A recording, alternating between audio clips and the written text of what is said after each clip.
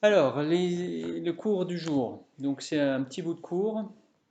Ici, j'ai remis des propriétés classiques qui sont largement intuitives, mais dont on se sert beaucoup dans les exercices et dont vous vous êtes déjà servi.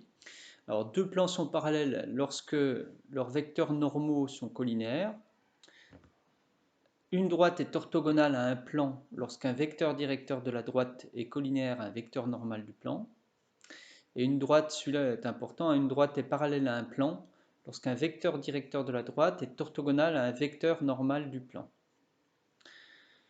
Alors, système d'équations cartésiennes d'une droite. Alors, on sait que les droites dans l'espace, c'est un peu difficile d'obtenir des équations puisqu'on obtient un système de représentation paramétrique d'une droite, quand on veut exprimer les coordonnées des points d'une droite.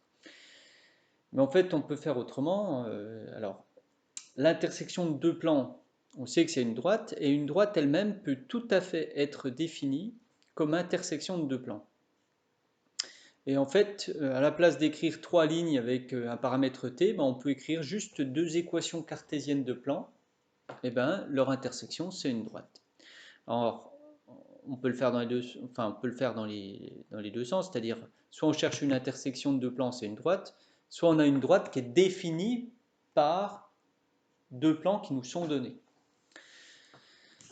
Alors, pour trouver l'intersection de deux plans, on donne P premier plan, deuxième plan, là c'est une méthode à connaître. Donc on vérifie d'abord qu'ils sont séquents, donc on extrait deux vecteurs normaux, on regarde si ces vecteurs normaux sont collinaires ou pas, ici ils ne le sont pas, donc ils sont séquents suivant une droite.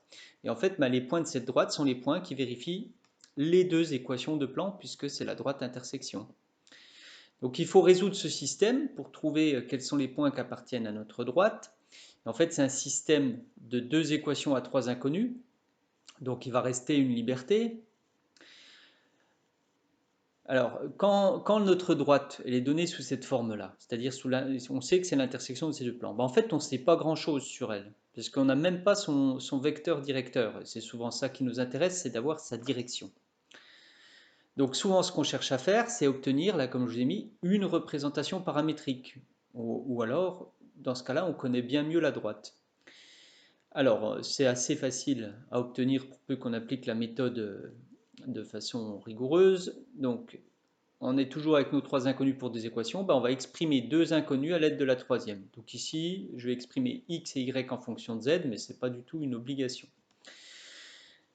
Donc je vous laisse regarder le système. Donc ici, j'obtiens x en fonction de y et z. Je remplace et après, j'obtiens donc y en fonction de z, et je reporte ce calcul-là dans x que j'avais gardé, j'obtiens x aussi en fonction de z. Donc j'ai bien exprimé x et y en fonction de z. Et maintenant, z, on va lui faire jouer le rôle de paramètre, du paramètre habituel de notre représentation paramétrique. Donc j'écris z égale t. Et quand j'écris z égale t, je remplace z par t ici et ici, on obtient un système comme ça, vous voyez, z vaut t, y vaut ceci, x vaut cela. C'est bien ça, c'est bien l'équation paramétrique d'une droite. Et le t qui est là, en fait, c'est z. Donc je peux donner un vecteur directeur, moins 2 tiers, moins 1 tiers, 1, et un point de la droite, 5 tiers, 1 tiers et 0. Voilà, donc il nous reste pas mal d'exercices à faire là-dessus.